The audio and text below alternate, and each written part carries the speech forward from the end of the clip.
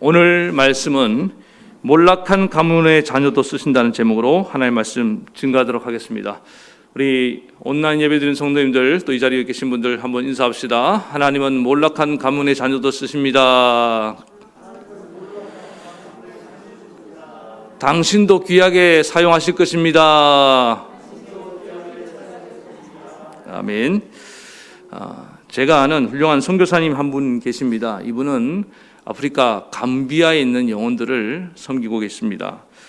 근데 이 선교사님은 제가 이전 교회에 있었을 때 좀 알던 그런 분이었습니다. 근데 이분이 제가 있었던 그 부서의 여집사님과 이렇게 결혼을 하게 되었습니다. 두 분이 늦게 이렇게 만나서 정말 하나님께서 맺어주신 그런 운명적인 만남을 통해서 결혼을 하게 되었는데, 두 분이 선교적 비전을 가지고 동남아시아 또 아프리카 지역에 단기 선교를 이렇게 잘 다녔습니다. 그러다가 한국에 이제 잠깐 들어올 계기가 있었는데, 그때가 아마 2006년도쯤 되는 것 같아요. 그때 아내가 불의의 교통사고로 갑자기 하늘나라로 떠나게 되었습니다. 그러니 얼마나 큰 충격을 받았겠습니까? 그런데도 이 선교사님이 이 선교의 사명을 그대로 멈추지 않고 계속 이어서 나가고, 지금까지도 정말 헌신적으로 선교 사역을 잘 감당하고 있습니다. 그런데 결혼한 지 불과 몇 년이 되지 않아서 그런 큰 사고를 당했다는 것입니다. 한참 신혼의 행복을 누려야 할 그때에 이런 큰 충격적인 사건을 당해서 그 고통이 얼마나 컸겠습니까? 그럼에도 불구하고 이 선교사님은 잠시 낙심하고 또 시리에 빠져 있었으나 다시금 하나님을 바라보고 일어나서 도대체 하나님이 왜 내 아내를 이렇게 빨리 데려갔는지를 이해할 수 없었답니다. 그럼에도 불구하고 아직까지도 그 대답을 찾지 못했지만은 하나님께서 내게 주신 이 복음을 전하라는 그 선교의 사명을 최선을 다해서 감당하고 있는 그 모습을 보면서 저는 엄청난 큰 도전을 이렇게 받은 적이 있습니다. 오늘 본문에 나오는 이 예레미야 선지자를 한번 들여다보겠습니다.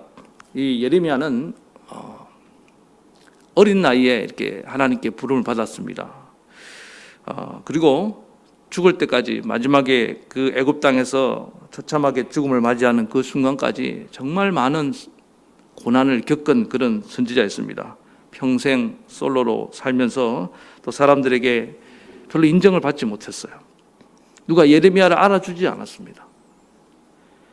그냥 사람들에게 조롱을 받고 멸시를 받고, 예레미야의 예언이 사람들이 별로 좋아하는 그런 예언의 말씀이 아니었습니다.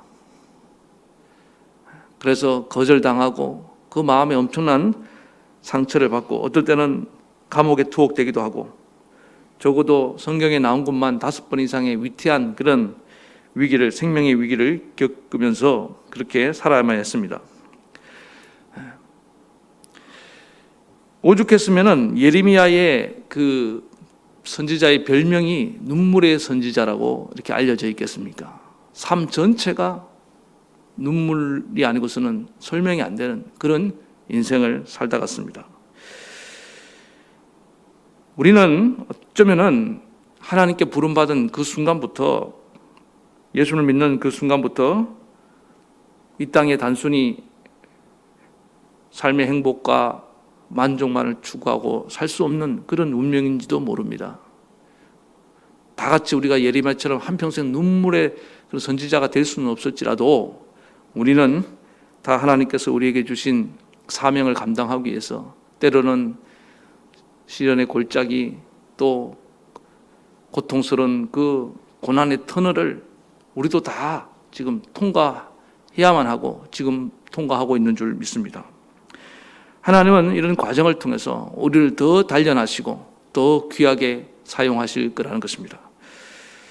오늘 본문을 통해서, 오늘 예레미야 이야기를 통해서 우리 인생의 모든 우리가 받은 그런 고난과 또 상처들을 잘 극복하고 주님께 더 귀하게 쓰임받는 그런 요소가 무엇인지를 한번 살펴보기를 원하겠습니다.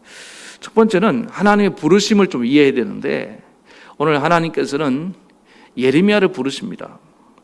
근데 예레미야의 이 부르심을 이해하려면은 이 배경을 우리가 좀 알아야 됩니다. 예레미야가 부름받았을 때의 당시 그런 시대적인 배경이 어땠냐면은, 예레미야 선지자는 좀 민족의 어떤 큰 최대 위기, 그게 뭡니까? 나라가 망하는 거죠. 그 위기 가운데서 부름받았습니다. 북쪽 북왕국 이스라엘이 이제 아시리아의 멸망을 당하고, 그 후에 남유다도 이제 바빌로니에서 이제 멸망을 당할 그런 운명에 처해 있었습니다. 내 조국 유다가 지금 망할 위기에 직전에 부름받은 선지자가 바로 이 예레미야 선지자입니다. 바벨로니아에서 예루살렘 성이 함락이 되고 성전도 다 이렇게 회파당했습니다. 유다의 백성들은 처참하게 포로로 이제 끌려가게 되었습니다. 하나님 이런 역사적 위기에 두 명의 선지자를 보내주셨는데, 한 사람은 제사장 출신의 그 에스겔이고, 또 한 사람은 오늘 본문에 나오는 예레미야 선지자입니다. 근데 공교롭게도 이 두 사람이 다 제사장 출신이에요. 이 선지자들의 좀 계보를 따져보면은 좀 더 특이한 점이 발견되는데, 에스겔은 다윗 시대의 그 유명한 사독 제사장의 후손입니다. 예루살렘 제사장 출신이에요. 그러다가 바벨론 1차 포로 때 여호와김 왕과 함께 포로로 잡혀가게 됩니다. 오늘 이제 본문에 나오는 예레미야를 보면은 1절에 이런 말씀이 있습니다. 베냐민 땅 아나돗 제사장 중 hilkiya의 아들 예레미야의 말이니라. 아나돗 출신이라는 이런 표현을 지금 쓰고 있는데, 이 아나돗 제사장 가문이라는 것은 다윗 왕 때 원래 대제사장은 한 명밖에 없어야 돼요. 그런데 무슨 영문인지 다윗 왕 때 이 대제사장이 두 명이 세워집니다. 이게 한 사람이면 아까 말한 사독이라는 사람이고, 또 한 사람은 아비아달 그런 제사장이 또 한 명 있게 되었습니다. 근데 문제는 다윗 왕 이후에 왕위 계승을 놓고 다윗 왕과의 어떤 치열한 쟁탈전이 벌어집니다. 성경의 열왕기상 2장에 보면은 그때 제일 먼저 치고 나온 사람이 누구냐면 아도니아입니다. 다윗의 넷째 아들, 왕이 되려고 했습니다. 이제 그 아도니아를 지지했던 제사장이 누구냐면은 공교롭게도 예레미야의 손조인 이 아비아달입니다. 그리고 하나님의 뜻대로 솔로몬을 지지했던 그런 제사장이 사독이에요. 나중에 누가 왕이 됩니까? 솔로몬이 왕이 됩니다. 솔로몬이 왕이 되고 난 뒤에 대대적인 숙청 작업이 벌어집니다. 반역했던 일당의 무리들을 다 숙청해 버립니다. 그러니까 이 아비아달 제사장도 어떻게 보면은 죽음의 위기에 처하게 되었습니다. 그러나 제사장이기 때문에 차마 죽일 수는 없고 아나돗이라는 곳으로 유배를 보냅니다.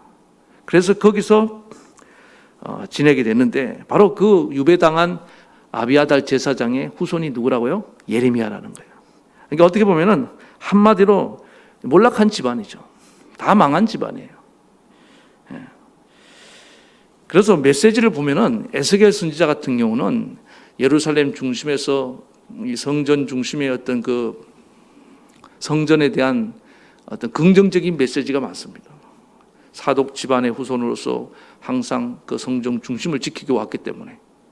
그러나 예레미야는 반대로 자기 어떤 밀려난 그런 아픔 때문인지 몰라도 성전에 대해서 좀 비판적인 메시지가 좀 많습니다. 그런데 중요한 건 뭐냐면은 하나님이 두 가문의 후손을 다 사용하시더라는 거예요. 어떻게 보면 성공한 집안의 이 에스겔도 선지자로 부르시고, 그 다음에 몰락한 가문의 후손인 예레미야도 선지자로 불러서, 또 아이러니하게도 하나님은 에스겔은 저 포로지에 가서 더 활동을 많이 하게 만듭니다. 그리고 예레미야는 이 예루살렘 중심에 남아서 거기서 끝까지 하나님 말씀을 전하게 그렇게 만드셨다는 것입니다. 우리 하나님이 이렇게 사람을 부르시는 것이 이렇게 다양하고 하나님이 이렇게 쓰시는 방법이 우리가 생각하는 상상 이상의 어떤 그런 방법을 사용하신다는 것입니다. 이런 경우가 그 사울 왕과 또 다윗 왕의 경우에도 우리가 볼 수 있습니다. 사울 왕은 우리가 잘 아는 것처럼 불순종함으로 말미암아 그 왕위가 다 끊어집니다. 요나단이 왕위를 계승하지 못하고 다윗이 왕위를 계승하잖아요. 그런데 하나님은 다윗에게는 복을 주셔서 내 후손이 영원히 끊이지 아니하리라. 그래서 왕위 계승의 축복을 허락해 주십니다. 다윗에게는 순종의 결과가 이렇게 큰 복으로 다가오는데, 근데 나중에 이제 세월이 지나서 예수님 시대에 와서 이 다윗 왕가의 후손에서 메시아 예수 그리스도가 탄생을 합니다. 그런데 우리 신약 성경에서 예수님 다음으로 정말 이 기독교사에 또 세계 복음에 선한 영향력을 미친 사람 하면은 사도 바울을 들잖아요. 그 사도 바울이 바로 이 몰락한 사울 왕가의 후손이에요. 베냐민 지파입니다. 정확하게 다윗 왕의 후손이라고 말할 수 없을지 모르겠지만은 같은 지파예요. 그러니까 어떻게 보면은 하나님은 참 놀라우십니다. 불순종한 그 사울 왕과 그 몰락한 베냐민, 정말 아무것도 아닌 그 지파 중에 하나님 때가 되니까 이렇게 위대한 사도 바울 같은 사람을 일으키셔갖고 또 복음을 전하게 하시는 그런 사도로 사용하시더라는 것입니다. 우리 생각에는 하나님의 뜻이 아닌 이런 잘못된 결정을 내린 집안의 후예니까 계속 망하고 거기에는 이제 더 이상 인물도 나오지 않고 이제 다 끝났다 이렇게 생각할지 모르겠지만은 하나님은 때가 되니까 그 후손 중에서 인물을 일으키셔갖고 사용하시더라는 거예요. 여기에 우리의 소망이 있는 줄 믿습니다. 하나님 나라에 쓰레기통이 없는 거예요. 하나님은 언제나 우리 집안이 나는 몰락했기 때문에 아무런 소망이 없다. 그게 아니라는 거예요. 오늘 이 예레미야의 부르심을 통해서 우리는 다시금 소망을 얻게 된 줄 믿습니다. 예레미야는 어떻게 보면은 이렇게 정치적으로 밀려서 몰락한 가문의 후손이기 때문에 마음속에 우리 집안은 대대적으로 망한 집안이다. 그러니까 어떤 마음속에 패배의식, 또 어떤 상처, 열등감 이런 것들이 많이 남아있다고 생각합니다. 그걸 어떻게 할 수 있느냐? 오늘 본문에 하나님이 예레미야를 부르시고 예레미야가 응답한 이 대화를 통해서 예레미야가 얼마나 이 열등감 덩어리였는지를 우리는 알 수가 있습니다. 5절에 보니까 내가 너를 복중에 짓기 전에 너를 알았고 내가 태에서 나오기 전에 너를 구별하였고 너를 열방의 선지자로 세웠노라 하시기로, 모태로 불렀다. 하나님께서 정말 이렇게 또 세밀하게 예레미야를 부르신 내용을 말씀하고 있는데, 네가 태어나기 전부터 내가 너를 이스라엘뿐만 아니라 열방의 선지자로 불렀다는 거예요. 이런 얘기를 들으면 얼마나 이게 감격스러운 일입니까? 다른 선지자들을 부를 때 이렇게까지 내가 너를 모태에서부터 불렀고 열방의 선지자로 불렀다 이런 말씀 잘 안 해주시거든요. 그 정도로 하나님은 뭡니까? 지금 어떻게 보면은 예레미야를 좀 용기를 주고 좀 길을 북돋아 주려고 이렇게 말씀을 하고 있는데, 이렇게 말씀하면은 보통 어떻게 반응해야 됩니까? 아유, 항송합니다. 저 같은 사람을 그렇게 세심하게 배려해서 불러주셨습니까? 이렇게 나오는 것이 정상인데, 예레미야가 어떻게 대답합니까? 6절에 보니까 슬프돌 소리다. 나는 아이라. 말을 할 줄 못하나이다. 하나님이 이렇게 지극한 마음으로 불러주시면은 이게 내 참 큰 영광입니다. 하나님 너무너무 귀합니다. 감사합니다. 이런 반응을 보여야 되는데, 예레미야는 어떤 반응을 봅니까? 슬프다는 거예요. 아니, 하나님 불렀는데 슬프다는 거예요. 이 슬프다는 표현은 뭐냐면은 이게 그냥 감정 표현 이상의 의미가 있다는 겁니다. 상대방의 말을 부정하는 그런 의미가 있다는 거예요. 다시 말해, 하나님 아닙니다. 저는 아닙니다. 하나님이 아무리 그래도 나는 아닙니다. 이런 의미를 갖고 있는 겁니다. 우리 상처 입은 사람들 보면요, 지독한 상처에 빠져 있는 갖고 있는 사람들은 아무리 칭찬을 해주고 또 아무리 훌륭하다가 이렇게 세워줘도 뭐라고 얘기합니까? 계속 자기 비하를 합니다. 자기 부인을 해요. 지금 예레미야가 지금 그런 심각한 상태에 빠져 있다는 것입니다. 나는 아이라 말을 할 줄 모른다. 여기 아이란 말도 이게 소년이란 말인데 이게 뭐 꼬맹이란 말이 아니고 결혼 적령기까지 부르는 그런 나이까지의 어떤 그 젊은 층을 가리키는 단어예요. 그러니까 말을 못한다는 게 아니라 이건 뭡니까? 나는 그 정도로 아둔한 사람입니다. 나는 무식한 사람입니다. 이제 그런 의미를 담고 있는 겁니다. 얼마나 지금 이 젊은이가 열등감에 사로잡혀 있습니까? 뭐 이런 인물이 우리 한 명 더 생각나죠. 하나님 모세를 불렀을 때 호렙산에서 떨기나무 불꽃 가운데에 모세 모세 하고 불렀잖아요. 하나님이 내가 너를 저 애굽에 내 백성을 구원하러 보내려 한다. 그래서 모세가 보낼 만한 사람을 보내소서. 그러면서 하나님 앞에 얼마나 변명을 늘어놓습니까? 보낼 만한 자를 보내소서. 나는 말을 똑같은 또 예레미야하고 똑같은 말에 나는 말을 할 줄 모릅니다. 아니 왜 말을 못해요? 모세는 애굽의 최고 엘리트 교육을 받은 사람입니다. 그리고 실제로 성경에 나와 있는 모습을 보면은 모세 말 잘해요, 못해요? 너무 잘해요, 너무. 그러니까 이거 뭡니까? 이제 이전에 과거에 자기 실패한 경험 있잖아요. 백성을 구원하려다가 살인자가 누명 쓰고 이렇게 도망자가 되고 광야에서 무명으로 40년 살다 보니까 자신감 다 잃어버렸다는 거예요. 완전 열등감 투성이가 돼버린 겁니다, 이 사람도. 그래서 하나님이 모세를 설득하는데 무려 성경에 3장을 할애합니다. 다른 성경에 보면 다른 선지자들은 주의 말씀이 내게 임하여 곧바로 가는데 이 모세는 얼마나 하나님 설득하기 힘이 드는지 그렇게 오래 걸린 거예요. 왜 그렇습니까? 너무 마음에 그 상처가 크기 때문에 그렇다는 거예요. 열등감에 쌓여있기 때문에 그렇다는 겁니다. 이 예레미야하고 기질도 모세랑 또 비슷해요. 약간 우울질 기질이 있어요. 참 이런 분들 힘이 듭니다. 그런데도 하나님은 포기하지 않고 아이라 말을 할 줄 모릅니다. 그래도 하나님은 계속 말씀하시는 거예요. 나는 너와 함께 일하고 싶다. 나는 너를 사용하고 싶다. 저는 이 하나님이 너무 감사하다고 생각합니다. 하나님은 왜 열등감도 많고 상처 많고 힘도 없는 나약한 자를 사용하시냐? 우리 그 이유는 고린도전서 1장에 잘 나와 있습니다. 사도 바울이 고린도 교회를 향해서 우리 중에 문벌 있는 자가 많지 않고 지혜 있는 자가 많지 않다. 하나님은 약한 자를 불러서 강한 자를 부끄럽게 하시고 무지한 자를 불러서 지혜로운 자를 부끄럽게 하시고 하나님은 없는 자들을 불러서 있는 자들을 부끄럽게 하기를 원하신다. 하나님은 그런 분이라는 거예요. 그래서 아무 육체라도 하나님 앞에서 자랑하지 못하게 하려고 내가 뭐 힘이 있고 내가 막 똑똑해서 쓰임받았다는 그런 말을 하나님 앞에서 못하게 하시게 하기 위해서 다 하나님이 발 앞에 무릎 꿇게 만들고 하나님께 영광 돌리게 만드는 것이 하나님의 뜻인 줄 믿습니다. 그래서 하나님은 우리 생각함과 전혀 다르게 부르신다는 거예요. 저렇게 좀 똑똑하고 훌륭한 사람을 부르시지 왜 나같이 이렇게 무식하고 힘도 없고 백도 없는 나를 하나님 쓰려고 하십니까? 그래서 너를 통해 쓰고 싶다는 거예요. 내가 너를 통하여 내 영광을 나타내겠다는 겁니다. 오늘 신년 우리가 이제 처음 시작하면서 이런 하나님의 소명에 대해서 좀 깊이 생각하고 우리 마음을 새롭게 하는 그런 시간 되기를 바랍니다. 예.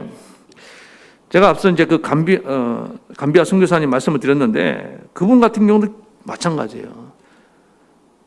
도무지 아직도 이해가 안 된다는 거예요. 내가 아내와 함께 사역을 하면은 더 하나님 일을 많이 할 수 있을 것 같은데 왜 이렇게 아주 늦지막히 결혼해서 이제 조금 행복하게 사역을 하려고 하는데 아내를 데려갔느냐? 도무지 이해할 수 없다는 거예요.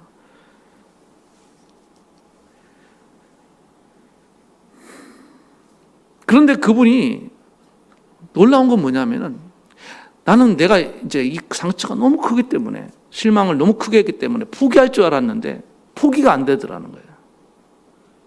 그리고 이제 내 모든 아내와 함께 사역했던 그 흔적들을 따라가면서 아내가 못다 이룬 그 선교적 사명을 내가 이루게 해서 아내의 몫까지 내가 감당하려는 마음을 주시더라는 거예요. 그리고 내 몸을 불살라서 온전히 헌신하면서 나는 이제 감비아의 영혼과 결혼했다. 이런 마음을 가지고 사역하게 만들어 주시더라는 거예요. 그러면서 조금씩 그 이유를 알겠다라는 거예요. 이게 하나님 일하시는 방법인데 어떻게 보면 너무 잔인하게도 들릴 수 있겠죠. 하나님은 건강한 사람만 사용하는 것이 아닙니다. 상처 입은 그런 영혼도 귀하게 사용하시는 것을 기억하시기 바랍니다. 오히려 건강한 사람이 못다 이룬 일들을 상처 입은 사람들이 더 해내더라는 거예요. 왜? 그 멍든 가슴을 쓸어내리면서 하나님을 의지하니까. 우리는 시야가 너무 좁아서 멀리 보지 못합니다. 우리는 전체를 보는 눈이 없습니다. 그러나 하나님은 이 다윗 왕 때 일어난 이 일들을 통해서 벌써 언제 수백 년이 지난 이 시대의 예레미야까지도 하나님은 이미 계획하고 계셨던 겁니다. 아비아달, 너는 지금 여기서 밀려나서 실패한 인생같이 내 후손에서 내가 위대한 선지자를 일으켜내리라.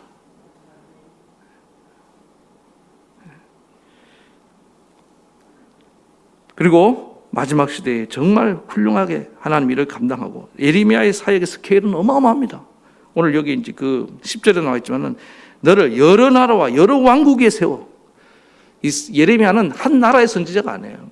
예레미야는 그 시대의 모든 나라들에게 그들의 흥망성쇠를 선포하는 그런 하나님의 위대한 종으로 쓰임 받은 것을 여러분 기억하시기 바랍니다. 예.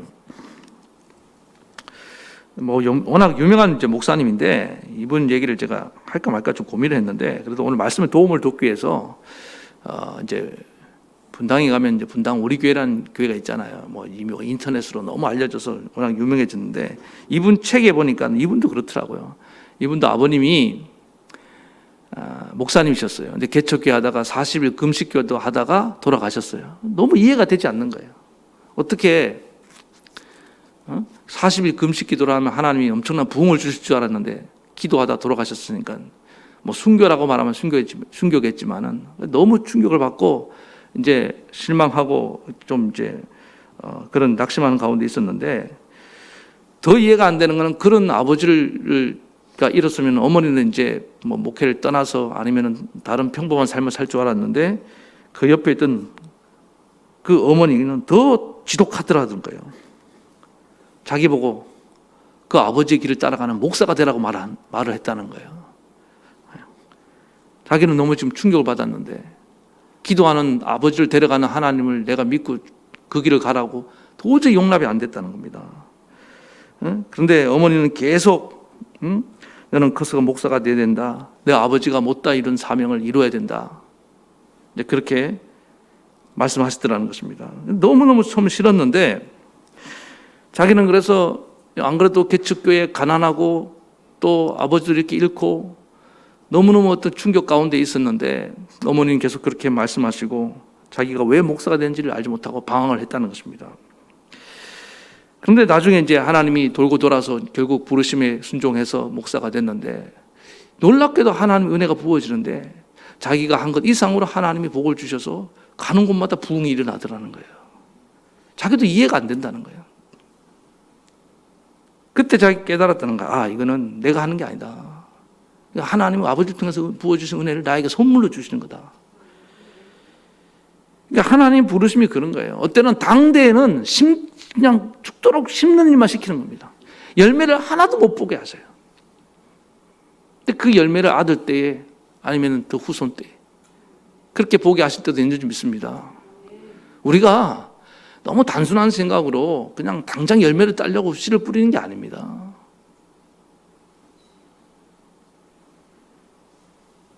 그 상처투성이 아들을 불러서 하나님이 일하시더라는 거예요. 헨리 라우인이 말했죠. 상처 입은 치유자. 우리는 다른 사람을 치유하면은 내가 건강해야 된다. 맞습니다. 건강한 사람이 다른 사람을 또 고칠 수 있고 또 치유할 수 있는 것입니다. 그러나 하나님이 꼭 그렇게만 일하지 않는다는 거예요. 어떨 때는 하나님은 나에게 먼저 상처를 입게 만드십니다.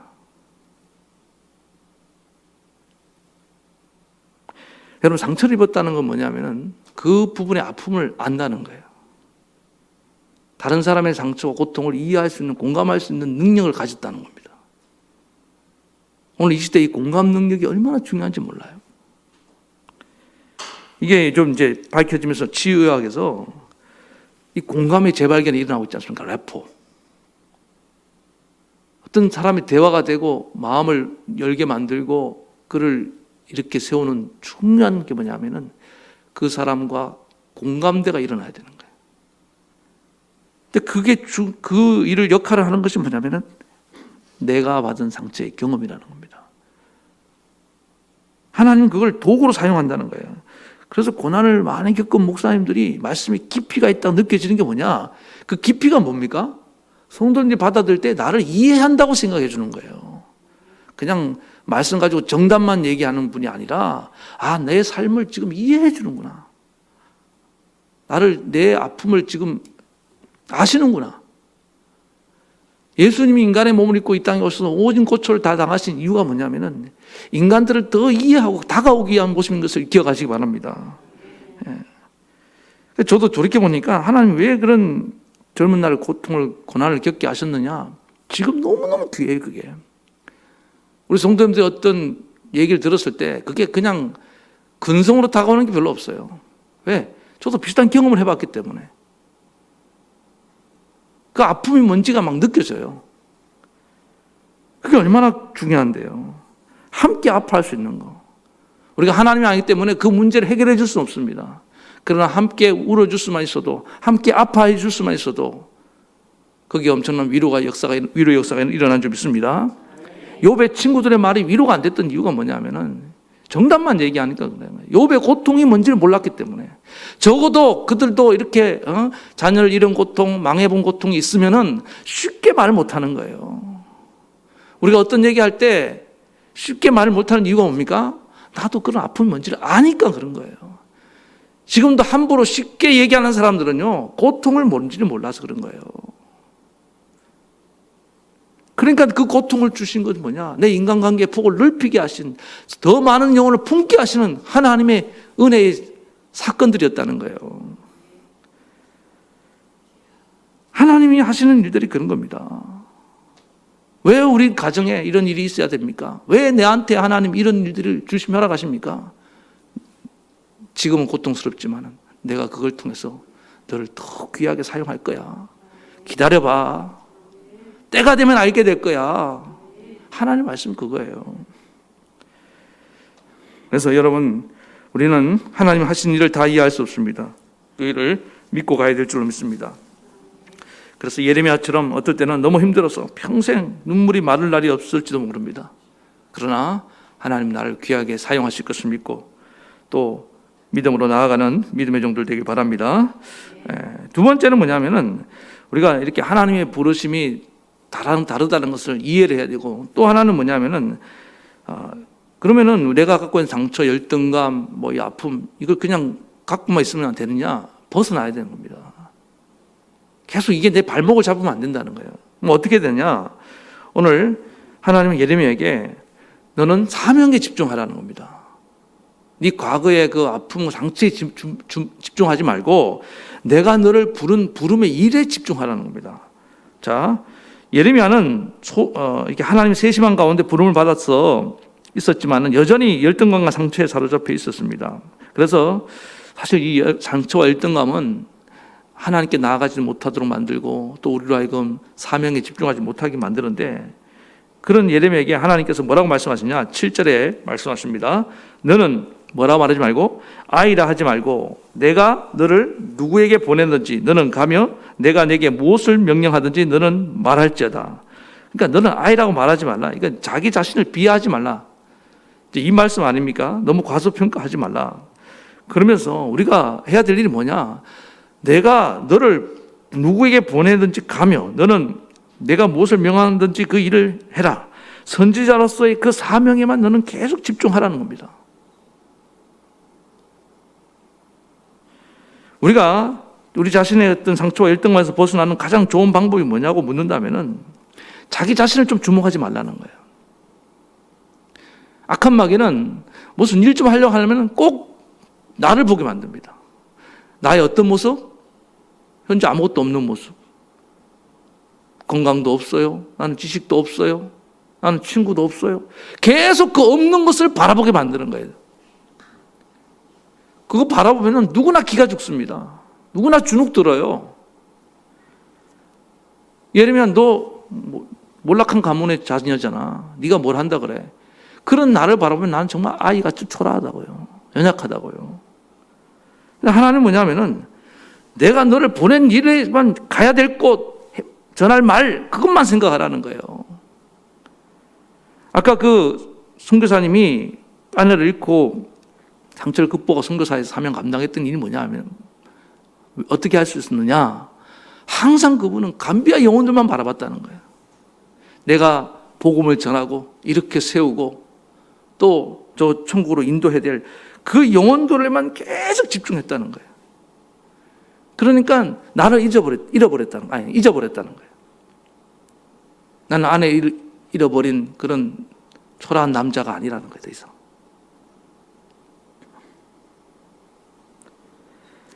그의 상처가 상처되지 못하게 만들어버렸습니다. 상처를 느끼지도 못하게 만들어버린 거예요. 여러분, 많은 사람들이 자기 상처와 열등감이 자기 인생의 발목을 잡도록 내버려 두는데 그러지 말라는 거예요. 오늘 잊지 마시기 바랍니다.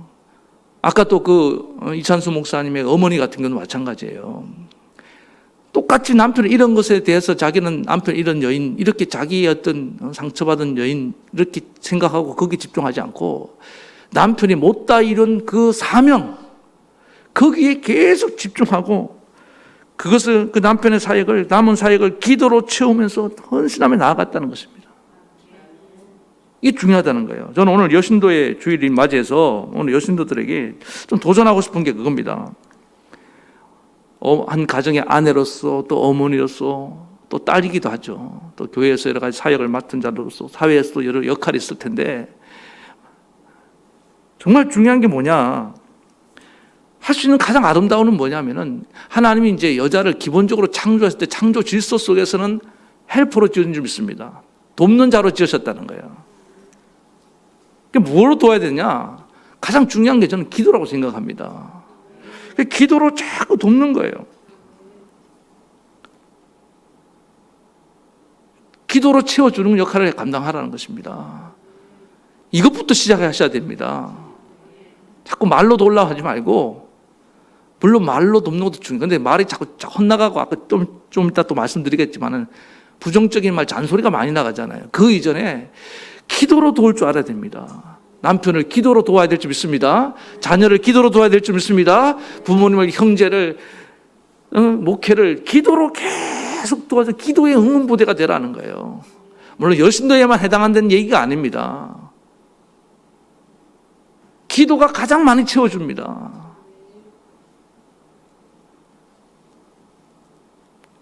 그럴 때 하나님께서는 그걸 통해서 놀라운 일을 행하시더라는 거예요. 저는 오늘 간절히 바랍니다. 오늘 우리 예배드리는 모든 성도들 마음 가운데 하나님 이렇게 상처를 극복하고 나아갈 수 있도록 기도로 돕는 그런 은혜를 우리에게 허락해 주시옵소서. 예. 오늘 그래서 정말 이 세상에 가장 다른 사람의 부족을 채우고 승리케 만드는 일이 뭐냐면은 저는 그게 중복이더라고 확신합니다. 그래서 오늘 많은 그리스도인들이 자꾸만 흔들리고 넘어지는데 잊지 마세요. 상처가 커서 넘어지는 게 아닙니다. 내 사명이 뭔지를 모르고 거기에 집중하지 않기 때문에 우리는 넘어지고 있다는 사실을 잊지 마시고 오늘 나의 상처가 영광스러운 그런 흔적으로 변할 수 있도록 계속 하나님 부름의 사명에 집중하는 믿음의 정도를 주시길 간절히 바라겠습니다. 그런가 하면은 또 우리가 이 상처와 일등을 극복하고 쓰임받기 위해서는 하나님만 바라봐야 된다는 것입니다. 자, 8절을 보겠습니다. 너는 그들을 인하여 두려워 말라. 내가 너와 함께하여 너를 구원하리라. 나 여호와의 말이라 하시고, 예레미야가 정말 하나님께 쓰임받고 위대한 사도가 되기 위해서는 자기가 부름의 그 사명이 얼마나 귀한지 그걸 바라보는 것도 중요하지만은 또 함께 오늘 하나님 말씀한 것처럼 내가 너와 함께하여 너를 구원하리라. 나와 함께 하시고 나를 어떤 고통과 위기 가운데 건질 수 있는 그 하나님만을 바라보는 것. 이것이 네가 그 모든 상처를 이기고 승리하는 길이다. 여러분, 우리가 믿는 하나님은 어떤 하나님이냐? 우리와 함께 하시는 하나님인 줄 믿습니다. 우리를 어떤 상황에도 구원하시는 하나님이라는 거예요. 여러분, 범죄하는 이후에 인간에게는 오늘 하나님이 두려워하지 말라 계속 이렇게 말씀하시는데, 이건 예레미야만 그런 게 아닙니다. 모든 인간에게는 다 두려움이 있습니다. 어떤 분이 인간을 정의하기를 인간은 흙 플러스 두려움이라는, 불안이라는 거예요. 그러니까 흙은 뭐 이제 다 어차피 흙으로 돌아가는 거니까 우리 존재 자체가 불안 덩어리라는 거예요. 범죄한 이후로 인간은 다 우리에게 이 불안감이 내재되어 있다는 사실을 잊지 마시기 바랍니다. 왜 나는 이렇게 불안할까? 아니, 인간은 원래 불안한 존재로 지금 살아갈 수밖에 없어요. 이 인간의 실존이고 인간의 운명이에요. 여기서 벗어날 수 있는 사람이 한 사람도 없다는 것입니다. 범죄한 인간은요, 다 불안할 수밖에 없는 겁니다. 그러면 그 불안의 대상이 뭐겠습니까? 오늘 예레미야 같은 경우는 단순히 이제 네가 말씀을 전할 때 너를 거절하고 공격하고 비난한 그런 사람들이겠지만은, 우리도 마찬가지입니다. 우리 인간을 이렇게 계속 범죄케 만들고 또 하나님과 관계 끊어지게 만들면서 넘어뜨리는 그 어둠의 세력들, 악의 세력들이 다 여러분 이 두려움의 대상들이 되는 거 아닙니까? 그렇지 않아요? 보이지는 않아요. 그런데 계속 뭔가가, 코로나19가 두렵습니까? 코로나19가 눈에 보이나요? 여러분, 죽음이 두렵습니까? 죽음이 눈에 보입니까? 악한 마귀가 눈에 보입니까? 우리 두려움의 대상은 눈에 보이지가 않아요, 사실은. 그런데 계속 그것들이 우리를 두려움으로 가져다 주거든요. 근데 하나님 뭐라고 말씀하시냐? 그들을 두려워하지 말라. 이렇게 단호하게 말씀하실 수 있는 이유가 뭡니까? 하나님 그 어떤 대적들보다, 그 어떤 악한 세력들보다 더 크고 강한 분이시기 때문을 믿습니다. 이게 중요한 거예요. 대적이 크지 않다는 게 아니에요. 그러나 그 대적보다 하나님이 더 크다는 거예요. 대적이 강하지 않다는 게 얘기가 아닙니다. 강합니다. 코로나 얼마나 셉니까 지금. 그러나 이 대적보다 더 센 분이 우리 하나님이라는 거예요. 그 하나님을 바라보는 것 외에는 방법이 없다는 거예요. 그러니까 인간이 원래 두려움을 느낄 수밖에 없는데 그 두려움에서 벗어날지 안 벗어날지는 선택이라는 거야. 내 시선을 두려움의 대상에만 향하고 있는지 아니면은 그보다 더 큰 하나님을 바라보는지 여기에서 운명이 갈라진다는 거예요. 예레미야, 너만 두려운 게 아니야. 너 상처받은 몰락한 가문이기 때문에 두렵지. 너 사람들 만나는 거 두렵지. 그러나 너를 부는 그보다 훨씬 크고 강한 나를 바라보면은, 너와 함께하는 나를 바라보면 넌 이 모든 두려움을 이기고 승리할 수 있다. 나만 바라봐라. 올해 표가 오직 주만 바라보라입니다. 여러분, 저와 여러분들 오직 주만 바라보고 나아가시기 바랍니다. 여호사밧 왕이 모압의 3개 나라 그 연합 대군을 바라봤을 때는 두려움이 엄습해 와서 죽을 것만 같았습니다. 그때 역대하 20장 22절에 뭐라고 말씀합니까? 우리 하나님이여 그들을 징벌하지 아니하시나이까? 우리를 치러 오는 이 큰 물을 우리를 대적할 능력이 없고 이 큰 물을 바라봤을 때는 나는 너무 무기력합니다. 어떻게 할 줄도 알지 못하고 그 다음에 오직 주만 바라보나이다. 주만 바라보면 된다는 거예요. 왜 딴 데를 바라보십니까? 그때 하나님이 한 선지자를 통해서 말씀하십니다. 너희는 이 큰 무리로 말미암아 두려워하거나 놀라지 말라. 이 전쟁은 너희에게 속한 것이 아니요 하나님께 속한 것이라. 이 전쟁에서 너희가 싸울 것이 없나니 너희와 함께한 여호와가 구원하는 구원을 보라. 너희는 두려워하지 말며 놀라지 말고 내일 그들을 맞서 나가라. 여호와가 너희와 함께 하리라 하셨느니라. 보세요. 하나님이 함께 하신다고 하잖아요. 하나님은 바라보기만 해도, 하나님은 이 전쟁을 하나님의 전쟁으로 생각하고 우리에게 여기 나중에 어떻게 승리하냐, 복병을 숨겨놔서 그 복병을 사용해서 승리케 만들어요. 나중에 어떻게 이겼지? 우리가 알지도 못하는 방법으로 하나님의 승리를 가져다 주신다니까요. 근데 하나님 바라보지 않고 계속 왜 이렇게 문제가 크지? 어떤 분들 보면요, 말이 계속 하는데 하나님은 하나도 얘기 안 해. 문제 얘기만 계속 하는 거예요. 목사님, 문제가 이렇게 큽니다. 숨 막혀 죽겠습니다. 저거 숫자가 너무 많습니다. 너무 세요. 꼭 12명의 정탐꾼, 10명의 정탐꾼들처럼 저 땅은 우리를 삼키는 땅입니다. 저들의 대적은 어마어마합니다. 우리는 그들의 보기에 메뚜기와 같습니다. 하나님 얘기는 하나도 안 해요. 하나도 안 해요. 그때 여호수아와 갈렙이 옷을 찢으며 나와서 뭐라고 합니까? 아니다. 저들은 우리의 밥이다. 자기를 메뚜기라고 비하하는 그들을 향해서 저들은 우리의 밥이니라. 하나님이 우리와 함께 하시면은 능히 우리가 저 땅을 취할 수 있느니라. 한쪽은 뭘 강조합니까? 문제를 가정하잖아요. 대적을 가정하잖아요. 한쪽은 어디를 강조합니까? 하나님을 가정하고, 응? 우리 하나님은 크신 하나님이다. 하나님이 함께 하시면 우리는 저들을 이길 수 있다. 믿음이 뭔지 압니까? 믿음이라는 건 뭘 더 과장하는 거예요. 하나님을 과장하면 그 믿음입니다. 문제를 더 과장하면 그 불신앙이에요. 잊지 마세요. 우리는 믿음의 사람으로 부름받은 줄 믿습니다. 하나님을 과장하며 나아가야 되는 겁니다. 하나님을 바라보면 하나님이 커 보이기 시작해요. 문제를 바라보면요, 우리가 바라보는 것이 점점 커지는 겁니다. 원래 이 세상은요, 작아요. 초라합니다. 그러니까 자꾸 커 보이려고 포장하고 이렇게 자꾸 부풀리고 그렇게 하는 거 아닙니까? 근데 우리가 왜 그걸 따라서 자꾸만 이 세상과 싸워 이기려고 그런 방법을 사용하냐고요. 우리가 이 세상을 싸워 이기는 방법은 뭐냐면은 하나님을 바라보는 방법밖에 없습니다. 그러면 하나님의 그 위대한 능력이 이 문제를 압도해 버려서 그 문제가 작게 보이는 줄 믿습니다. 하나님을 배경으로 삼으시기 바랍니다. 나의 하나님이 등 뒤에서 나와 함께 하시느니라.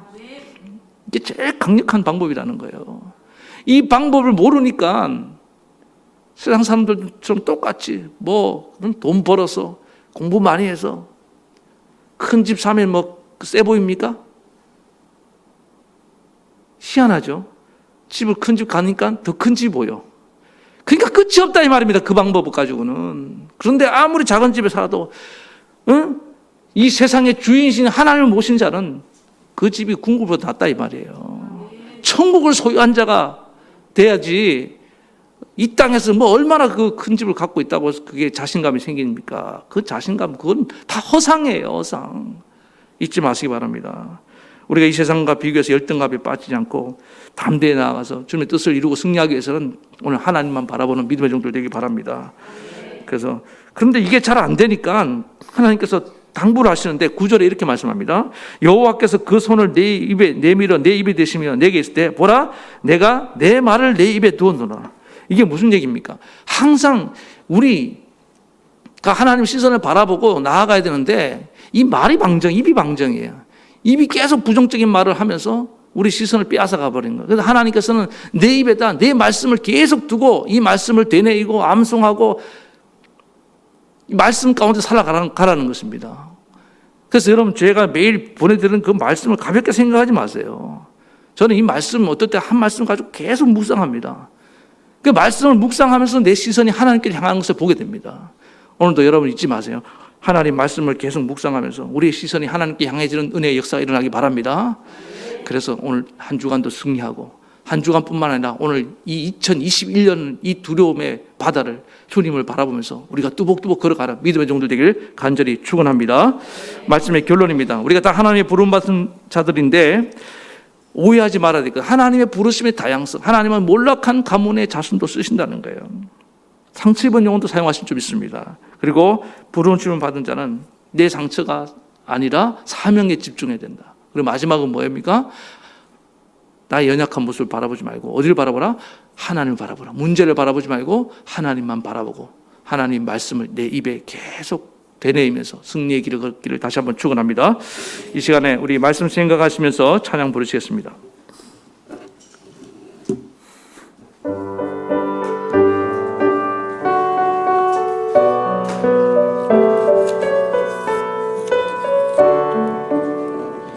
세상 일에 실패했어도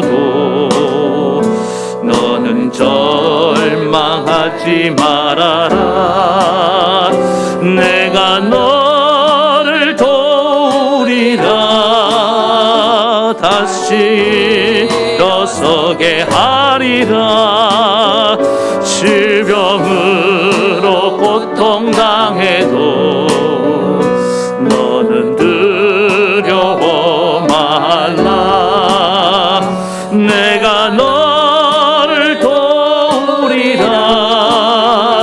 다시 일어서게 하리라.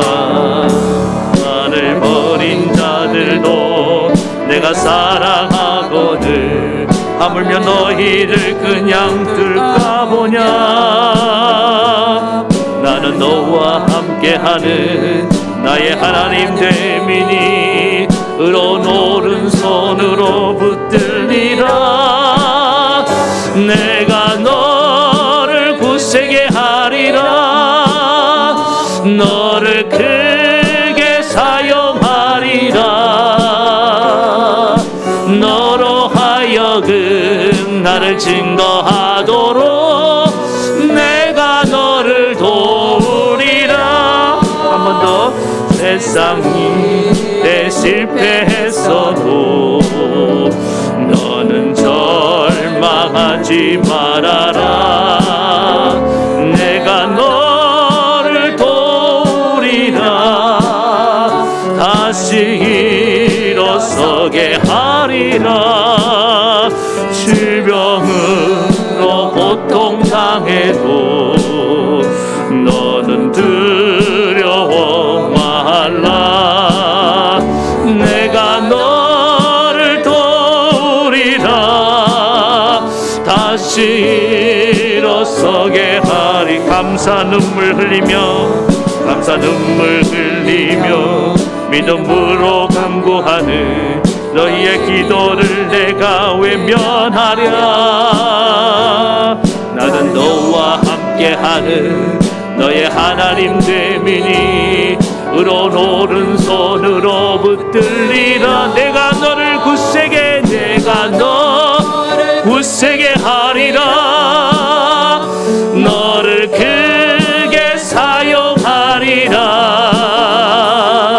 너로 하여금 나를 증거하도록 내가 너를 굳세게 하리라. 내가 너를 굳세게 하리라. 너를 크게 사용하리라. 너로 하여금 나를 증거하도록 내가 너를 도우리라. 아멘. 우리 사랑하는 성도 여러분, 함께 기도합시다. 함께 기도할 때 우리 온라인 예배드리는 성도님도 각자의 처소에서 기도할 때 하나님의 부르심이 이렇게 다양한데, 하나님 나는 오해했습니다. 나같이 이렇게 하나님 상처받고 집안도 변변치 않고 몸도 연약하고 가진 것도 없는 자는 하나님이 불러주지 않고 사용하지 않을 거란 생각이 있었습니다. 그렇지 않습니다. 하나님은 몰락한 가문의 후손이 예레미야도 열등감 투성이고 자기 자신의 비하에 빠져있는 이 예레미야도 부르서 사용하십니다. 우리 하나님은 그런 분입니다. 또 하나님은 그러면서 말씀하십니다. 부름받은 자는 그 상처와 열등감을 주목해서는 안 되고 내가 너를 보내며 내가 내게 전할 말씀에만 집중하라는 겁니다. 사명에 집중해야 됩니다. 여러분 지금 왜 어디를 집중하고 있어요? 어디를 바라보고 있습니까? 그리고 나와 함께 하시는 크신 하나님을 바라보시기 바랍니다. 내 연약함을 좀 보지 마세요. 문제를 좀 바라보지 마세요. 눈을 들어서 올 한 해 우리가 해야 될 일이 뭔지 압니까? 이 시선 훈련을 하는 겁니다. 문제가 커서 상처가 커서 지금 아무것도 못하는 게 아니에요. 내 시선이 지금 마귀에게 속아서 자꾸 대적을 바라보고요, 주님 바라보지 않기 때문입니다. 눈을 들어 주를 바라보십시오. 그래서 우리는 말씀을 계속 암송하고 말씀을 내 입에 달고 살아야 됩니다. 부정적인 입이 바깥으로 나가지 못하도록 말씀으로 제어를 해야 되는 것입니다. 오늘 그래서 올 한 해 하나님 주님 바라보고 정말 하나님께 귀하게 쓰임받고 우리가 이 코로나19의 시대를 승리하기 원합니다. 이런 마음으로 우리 간절히 한 목소리로 같이 기도하며 나아가시겠습니다. 하나님 아버지, 간절히 기도합니다. 주님, 하나님은 아버지 하나님 이렇게 몰락한 가문의 자녀 예레미야도 불러서 하나님 위대한 주의 종으로 사용하셨습니다. 하나님, 오늘 많은 사람들이 아버지 하나님 자기 형편과 자기 연약한 자신을 생각하면서 열등감과 상처에 빠져서 헤어나오지 못하고 있습니다. 그러나 하나님 말씀하십니다. 내가 그런 너를 사용하시랴. 내가 너를 불렀노라. 아버지 하나님, 내가 너를 모태로부터 불렀노라. 아버지 하나님, 네가 모태에 짓기 전에 내가 너를 알았고 배에서 나오기 전에 내가 너를 성별하였고 주의 선지자 나의 선지자로 불렀노라. 우리가 바로 그 정도로 소중하고 하나님 이렇게 세심하게 우리를 부르셨는데 아버지 하나님 아직도 열등감과 상처에 빠져서 하나님 부름에 응답하지 못하고 아버지 하나님 계속 자기 자신만 바라보고 있지 않습니까? 주여, 오늘 하나님 내 열등감과 상처는 더 이상 바라보지 말게 하시고 하나님이 내게 맡겨주실 그 아버지 하나님 소중한 일에 집중할 수 있도록 그 사명에 집중하며 나아가는 우리 모든 믿음의 성도들에게 도와주시옵소서. 오 아버지 하나님, 우리는 자꾸만 어디를 보고 있는 것입니까? 주님은 나를 바라보라.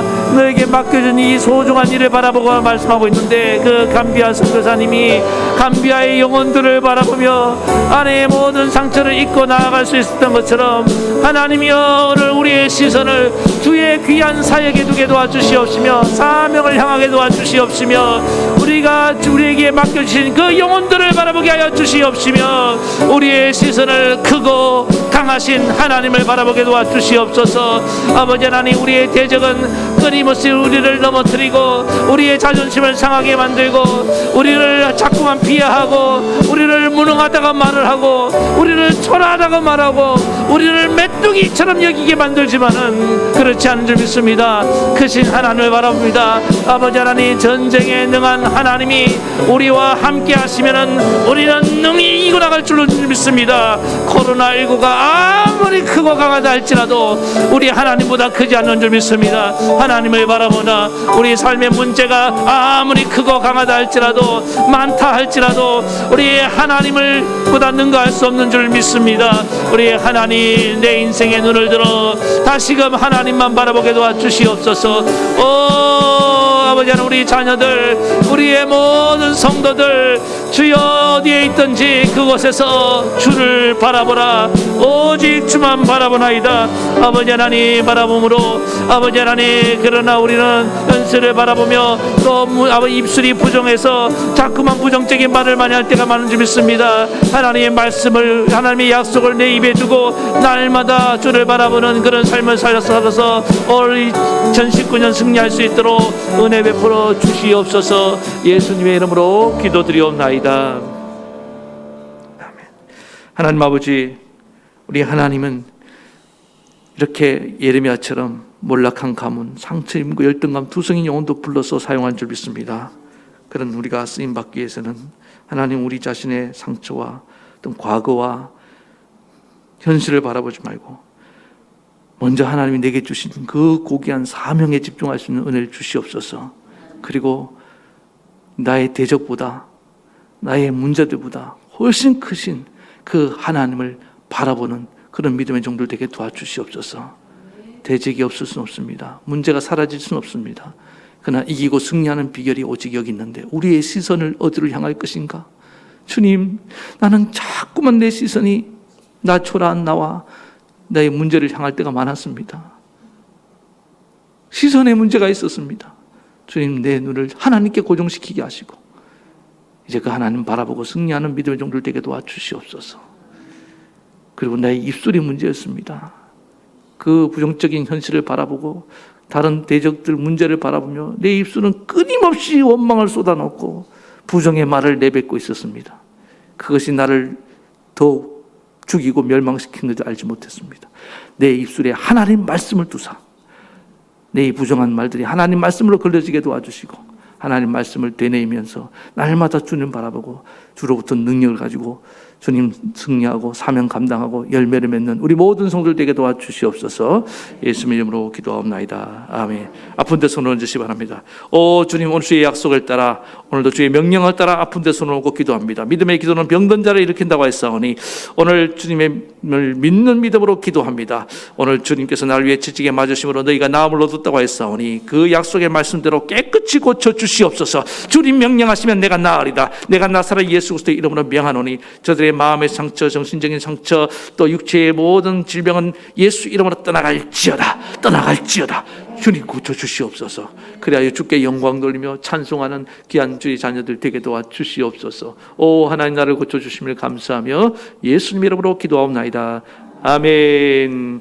이제는 우리 주 예수 그리스도의 크신 은혜와 하나님 아버지의 극진하신 사랑하심과 성령의 감동, 감화, 교통, 위로 역사하심이 오늘 예레미야처럼 하나님께 부름받고 귀하게 쓰임받기를 원하는 모든 성도들 머리 위에, 저들의 가정과 자녀와 생업과 이 나라 이 민족에까지 영원토록 함께하옵시기를 간절히 축원하옵나이다. 아멘.